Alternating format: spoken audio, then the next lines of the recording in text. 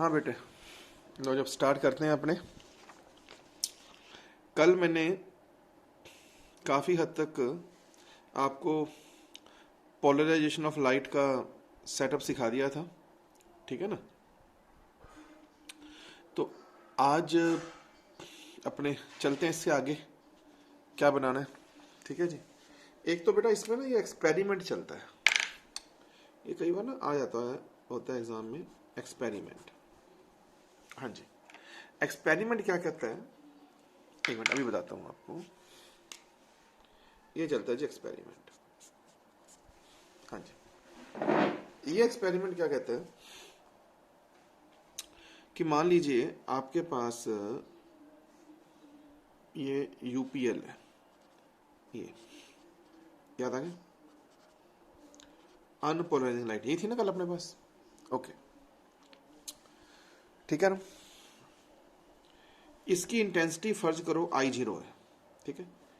आप इसको लेके आ रहे हो इधर प्रोपेगेशन में, यहां आपने रख दिया पोलराइजर। पोलराइजर कौन हुआ?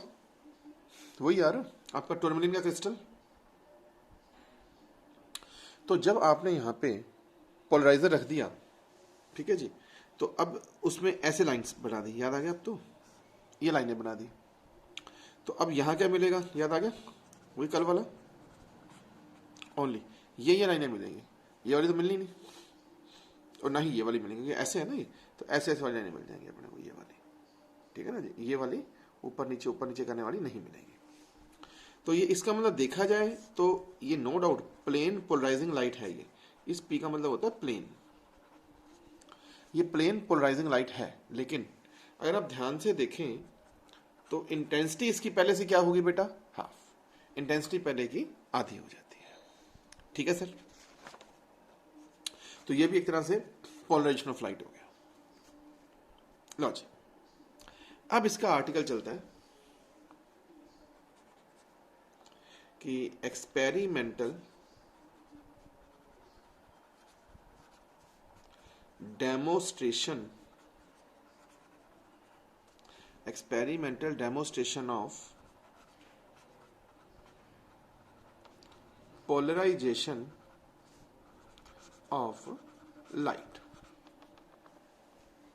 क्या आप हमें पोलराइजेशन ऑफ लाइट का एक्सपेरिमेंटल डेमो करके दिखाओ।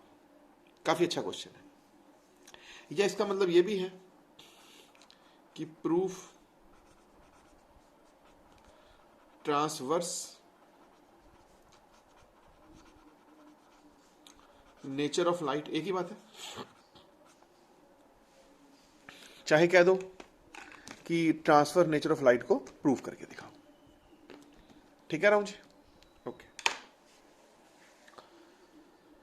कैसे प्रूफ करोगे? वो कहता जनाब, अच्छा अच्छा एक बात और बतानी थी मैंने आपको। ये जो यूपीएल आप ऐसे बताते हो ना बेटे, है ना, इसको कुछ किताबें ऐसे भी बता देती हैं, इस तरफ से, ठीक है ना। तो कंफ्यूज मत होना। अगर स्टार सा बना हो ये भी यूपीएल है, ये बना हो ये भी यूपीएल है, मतलब इन दोनों का मतलब एक ही होता है। चलिए अच्छी बात है सर। अब देखो, अब यूं समझाता है क्या जी, हमारे पास पहले याद आ गया ना कल वाला एरो एंड डॉट, हमारे पास पहले यूपीएल था, ठीक है। यूपीएल लाइट इंसिडेंट करती है सबसे पहले पोलराइजर पे। टूरमैलिन का क्रिस्टल 1 कह दूं, ये टूरमैलिन 1 कह दो, या पोलराइजर कह दो, एक ही बात है। तो जब ये इसके ऊपर आती है, पोलराइजर पे आती है, तो क्या होता है जी, अच्छा ये लाइट्स ऐसे कटी हुई हैं, ध्यान आ गया। तो यहां पर बेटा सिंगल लाइनें आएंगी ऐसे करके, मैं ठीक कह रहा हूं? ओके, नाउ अब आपने इसकी बजाय ऐसे कर लिया, क्या मतलब, इस वाली लाइन को, ये जो टूरमैलिन 1 था, अब टूरमैलिन 2 आपने ऐसे कर लिया, मतलब पहले ऐसे था ना, तो आपकी लाइटें पहले ऐसे था, ऐसे देखो, तो लाइटें निकल गई है वाली, ये रही, है ना। अब इसके बाद मैंने कर लिया इसको ऐसे परपेंडिकुलर 90 डिग्री में। तो अब बताइए ये लाइटें इसमें से निकल सकती हैं, ये वाली वाई वाली नहीं निकल सकती ना। हाँ। क्योंकि अब इसमें से निकालने के लिए तो ये चाहिए, ठीक है ना, तो ये नहीं निकल सकती, तो यहां पे क्या आंसर आएगा, नो लाइट। एक इसी को आप इस तरह से एक और एक्सपेरिमेंट भी बता देना कि ये यूपीएल, ये सेम, ये भी वही चीज, ये भी वही चीज, ये भी वही चीज, पर यहां पे अगर आप ऐसे ही रख लेते हो, अगेन लाइट वही की वही वापस आ जाएगी। कि नहीं समझे मेरी बात? सोचो भाई, टफ नहीं है, आसान चीज है यार। ये यूपीएल है, ये पोलराइजर है, सेम टू सेम, ये आ गया, इसके बिल्कुल पैरेलली हमने ऐसे और रख दिया, तभी लाइट आ गई। यस, लाइट आ गई, ठीक।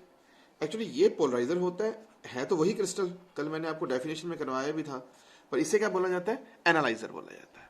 ये पोलराइजर, ये एनालाइजर। सर कहना क्या चाहते हो? कहना बेटा मैं ये चाह रहा हूं कि ये पोलराइजर है, ये एनालाइजर है, ये पोलराइजर है, ये एनालाइजर है। अगर तो एनालाइजर और पोलराइजर आपस के अंदर परपेंडिकुलर होते हैं तो कोई लाइट नहीं आती। अगर पैरेलल होते हैं दोनों, तो ये भी वही बना दो, चलो, पैरेलल होते हैं तो लाइट आती है, इसका मतलब लाइट 100% पोलराइज है। अगर मान लो ऐसा करने पर भी यहां पे लाइट आती, ऐसा करने पर भी यहां पे लाइट आती, इसका मतलब ये लाइट पोलराइज नहीं है, ये लाइट ऐसी नहीं है, ये कुछ टेढ़ी मेढ़ी होगी। इसी को बोलते हैं ट्रांसवर्स नेचर ऑफ लाइट। सच्ची बताऊं तो ट्रांसवर्स का मतलब तो समझ गए आप ना। ये देखो, डायरेक्शन ऑफ प्रोपेगेशन ये है, डायरेक्शन ऑफ प्रोपेगेशन तो ये है, क्लियर, और वाइब्रेशन ये है आपके पास, तो 90 डिग्री पे वाइब्रेशन हो रहा है, तो क्या कहोगे, ट्रांसवर्स नेचर ऑफ लाइट। तो इसको बोलते हैं डेमोस्ट्रेशन ऑफ ट्रांसफर वेव। बोलो जी, बात समझ आई कि नहीं? चलो, अच्छी बात है जी। जब ये प्रोग्राम चलता है, इसके बाद इस चैप्टर का मतलब जो मुझे सबसे ज्यादा पसंद है ना, सबसे इंपॉर्टेंट लॉ होता है मालस लॉ, MALUS, सबसे इंपॉर्टेंट लॉ होता है मालस लॉ। ठीक है जी। तो अब इसके बाद अपने शुरू करते हैं, पहले मैं लिखा दूं आपको, MALUS, मालस लॉ। ठीक है जी, लिख लिया आपने? ये लो जी। अब जरा लॉ ऑफ मालस या मालस लॉ, कुछ मर्जी कह दो, ये हो गया अपना 1 नंबर पेज ना। हाँ जी, लो बेटा पहले इसकी डेफिनेशन लिखो, फिर चलते हैं आगे। बनाइएगा मॉलस लॉ, मॉलस लॉ बना, ठीक है, लिखो जी। It state that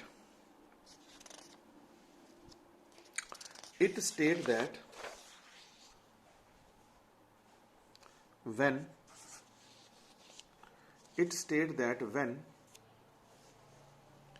a completely plane polarized light, it states that when a completely plane polarized light beam is incident on an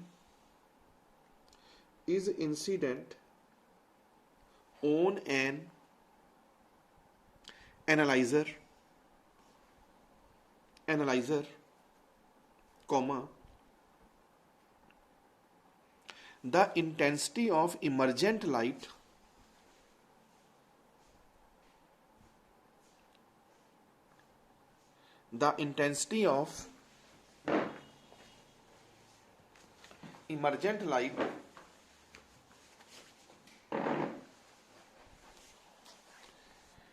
change as the, ये ऐसे करो, light vary as the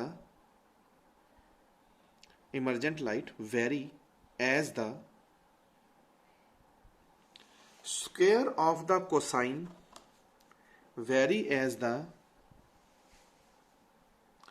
square of the cosine square of the cosine cosine square of the cosine COSINE square of the cosine of the angle between the plane of transmission cosine of the angle between the planes of transmission between the planes of transmission of the analyzer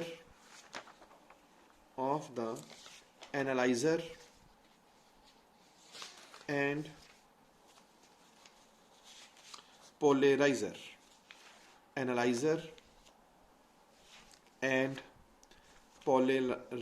and polarizer और उसके बाद लिख देना I proportional to cos square theta। Definition वापस बोलूं एक बार। It states that when a completely plane polarized light beam is incident on an analyzer, the intensity of emergent light vary as the square of the cosine of the angle between the planes of transmission of the analyzer and the polarizer, and you write here I proportional to cos square theta। ठीक, अब इसके बाद ना जो आपकी किताब है ना वो तो भैया जोड़गी हाथ, ठीक है ना, तभी तो कह रहा हूं ना कि गड़बड़ हो जाती है सारी। अब आपको एक प्रैक्टिकल ग्राफ बना के डायग्राम बना के देता हूं, आपने वो डायग्राम पेपर में बना के आना है, ठीक है ना, एंड उसके बाद फिर सारा प्रूफ करते हैं इसका। हाँ जी, अब इस डेफिनेशन को एग्जैक्टली मैं देखो डायग्राम में कैसे उतारूंगा। आप ये कहना कि जनाब हमारे पास, अभी ध्यान से बनाना डायग्राम, हमारे पास ये यूपीएल है, ठीक है जी। यूपीएल इंसिडेंट हुई, मान लो इंसिडेंट हुई, यहां पे रास्ते में ना आपके पास, चलो यूं इंसिडेंट होगी मान लो, ठीक है, टेढ़ी बड़ी जान के बनाओ ना। आपके पास कौन था, पोलराइजर पड़ा था, कौन था ये, पोलराइजर, ऐसे कटा हुआ पड़ा था, ठीक है। तो जब लाइट इस पे इंसिडेंट करेगी, ये ऐसे करिए यार, गलत हो गया, सॉरी ऐसे नहीं, सिंपली बनाओ ना, क्या को मैं तंग क्यों करूं आपको, है ना। सुनो सिंपल बनाओ। ये आपके पास यूपीएल है, आ रही है, आराम से देखो। रास्ते में आपने यहां पे रख दिया पोलराइजर, कोई दिक्कत, पोलराइजर में ये लाइंस काट दी, कोई दिक्कत, ठीक। तो आपके पास ये आ गया, हाँ जी, कौन है जी ये, एक तो सर ये वो है जिसकी इंटेंसिटी हाफ हो जाती है, क्योंकि ये डबल थी, ये और ये डॉट डबल है, डबल की इंटेंसिटी हाफ होगी। एक ये है कि इसकी वैल्यू कितनी होगी, E0 इलेक्ट्रिक फील्ड की, क्यों, कल ही तो बताया था, इलेक्ट्रिक फील्ड मैग्नेटिक फील्ड पे डोमिनेट हो जाता है, तो जो भी आंसर आना है किसका आना है, इलेक्ट्रिक फील्ड का आना है, बन गई बात। इसके बाद पता मैंने क्या किया, ये तो पोलराइजर हो गया, अगले वाले का को ना मैंने ऐसे रख दिया, ठीक है। ये ट्रांसमिशन एक्सिस किसका है, पोलराइजर का, ये किसका है, एनालाइजर का, माना इनमें एंगल थीटा, ऐसे बना के आना, या यूं कह दो ये कौन है, E0 वेक्टर वाइज, ये है तो ये भी E0 है। तो अब यहां पे लाइनें बेटे ऐसे निकलेंगी ना, हाँ के ना, बिल्कुल सर। तो E0 का ये कंपोनेंट क्या होगा बच्चों, ये वाला E0 cos थीटा, आप जानती हो सारा दिन, तो यहां पे आएगा E0 cos थीटा। हाँ, यहां से जो अपन ने पीछे प्रूव किया था ना वो भी प्रूफ हो जाएगा, ऐसा मत सोचना कि मैंने वो तो छोड़ दिया, ऐसा कुछ नहीं किया मैंने। ये देख लीजिए, इस चीज को अगर आप पैरेलल कर दोगे ऐसे, तो थीटा 0 हो जाएगा, cos 0 1 आ गया ना, वही का वही आंसर। और इसी चीज को क्रॉस्ड कर दोगे, मतलब 90 डिग्री पे कर दोगे, तो थीटा 90 cos 90 0 आ गया ना, नो लाइट, वही चीज, ठीक है, ओके। अब ये इलेक्ट्रिक फैक्टर के ऊपर सब कुछ डिपेंड हो गया, मैं ठीक कह रहा हूं ना, ओके। नाउ अब देखिए, अब जो यहां से ये लाइट निकली इसकी बात कर रहा हूं ना, कुछ याद आ रहा है, इंटेंसिटी का formula U average into C, ये मैंने आपको इलेक्ट्रोस्टैटिक में करवाई थी, and who is U average, energy density, अब तो याद आ गया होगा, ये बेटे पेपर में करके आना, बारी कह रहा हूं, ये U एवरेज को एनर्जी डेंसिटी मैंने बोला था half F line 0 E square, ये मैंने चैप्टर नंबर 1 में प्रूव कराया था, कैपेसिटर वाले में, इलेक्ट्रिक फील्ड वाले में। तो इंटेंसिटी का फार्मूला होता है energy density into velocity of light. तो यू एवरेज तो होगी वही वाली, सी ए कर दिया। चलो सर ये भी ठीक है। अब चलो आगे, हाफ एफ लाइन जीरो सी, तो ये रख लो। हु इज ई? ई यहाँ पे देखो कौन है, ई जीरो कॉस थीटा, तो लिख दूं e zero square cos square theta. Yes sir ये भी ठीक है। नाउ आई, इस टर्म को आई जीरो बोलते हैं। ये बच्चों बता के आना, बारी बारी करो। बाकी तो जब अपने मिलेंगे ना, बस अब मुझे तो लगता है ये 15-20 जनवरी तक, मई तक काम सेट हो जाएगा। बस हाँ, तो 1 जून से तो मेरे को लगता है क्लासेस स्टार्ट हो जानी है अपनी, ठीक है ना। तो सब चीज़ें आपको मिनटों में याद करा दूंगा। तो ये सब चीज़ें क्या है, ये आई जीरो हो गया, तो आई बन गया आई जीरो कॉस स्क्वायर थीटा, ये होता है आई जीरो। तो बेसिकली इस चीज को बोलते हैं अपने मॉलस लॉ। कहो तो रिपीट कर लें, ठीक है ना। तो अब आपको ये भी समझ आ गया होगा भी कॉस थीटा ही क्यों जिम्मेवार है। उसी कॉस थीटा का नाम कोसाइन होता है, ठीक है जी। ओके, कई बार ना आजकल क्वेश्चन ऐसे आने लग गया कि जरा एवरेज इंटेंसिटी बताना कितनी होती है जी। एवरेज का मतलब पूरे गोल चक्कर में घूमे तो देखो, वैसे देखा जाए तो पता ही है यार कि अगर मान लो यहाँ है आई जीरो, ऐसे करूंगा जीरो, ऐसे करूंगा, मतलब कहने का मतलब है, मतलब पैरेलल लाओगे तो आई जीरो है यार, और परपेंडिकुलर लाओगे तो जीरो है, सिंपल। पर एवरेज निकालने का तरीका याद आ गया होगा आपको। क्या था एवरेज निकालने का तरीका? ये तो मैंने अभी आपको रिसेंटली सभी बच्चों को एसीडीसी करवाया है, तो उसमें हमने निकाला था एवरेज। वो निकाला था टाइम के लिए, ये निकालेंगे एंगल के लिए। तो क्या था फॉर्मूला आई एवरेज, कुछ याद आ रहा है? 1/2 पाई, अब तो याद आ गया होगा, 0 से 2 पाई, सॉरी आई डी थीटा। कुछ याद आया? वहां पे क्या था, आई डी टी, 0 से कैपिटल टी अपॉन टी, वाला टी याद आ गया, कैपिटल टी वाला, 2 पाई वाला। क्योंकि वहां पे हमको हर एक चीज टाइम पीरियड की फॉर्म में लेनी थी एसीडीसी में, यहां लेनी है एंगल की फॉर्म में। तो क्या करोगे, 1/2 पाई, 0 से 2 पाई आई डी थीटा। अब आप जानती हो 1/2 पाई, 0 से 2 पाई, what is I zero cos square theta d theta. ये भी ठीक है। यहां से आई जीरो बाई 2 पाई बाहर ले लो। अब भाई मेरे ये तो आता ही होगा, 0 से 2 pi cos square theta d theta. ये आपको एसीडीसी में भी कराया था। क्या वैल्यू थी इसकी? अरे पाई यार, कराया तो था t/2, भूल गए? वही तो है t/2 पाई, ठीक है ना। तो आई जीरो बाहर ले आया, 2 पाई नीचे, cos square theta d theta क्या होता है, 0 से 2 पाई पाई, पाई से पाई कैंसिल हो गया, your answer is I zero by 2। तो एवरेज वैल्यू हमेशा आई जीरो बाई 2 होती है। अब बताएं सर, यहां तक की बात समझ आती है कि नहीं आती? ओके, नाउ अब जैसे इसका ग्राफ पूछ लेता है वो, रिपीट करूंगा, ठीक है? ठीक है यार, सिंपल है। आई डी थीटा 0 से 2 पाई बाय 2 पाई, आई की वैल्यू रख दी यहां से, आई जीरो कॉस स्क्वायर थीटा। बस उसके बाद तो कुछ नहीं किया मैंने। Cos square theta d theta आप जानती हैं पाई होता है, पाई से पाई काट दिया, आई जीरो बाई 2 आंसर आ गया, छुट्टी। आजकल इसका ग्राफ भी आने लगा पेपर में, शायद इस साल नहीं, पिछले साल +2 में आया भी था कि आई और एंगल में ग्राफ बना के दिखाओ। अब ये तो आता ही होगा यार, 0, 90, 180, 3 पाई बाय 2, 2 पाई, सॉरी 2 पाई, बहुत है ना। तो कैसे बना दूं, ऐसे बना दूं,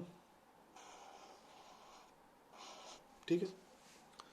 cos 0 1, cos 90 0, cos 180 -1, पर -1 का स्क्वायर +1, cos 270 0, cos 2 पाई 1, 1 का स्क्वायर 1। बस इसको ये कहो, चाहे आप ऐसे लाइन मान के इसको आई जीरो इंटेंसिटी कहना, तुम्हारी मर्जी है तो यार, एज यू विश, कैसे मर्जी कह देना इसको।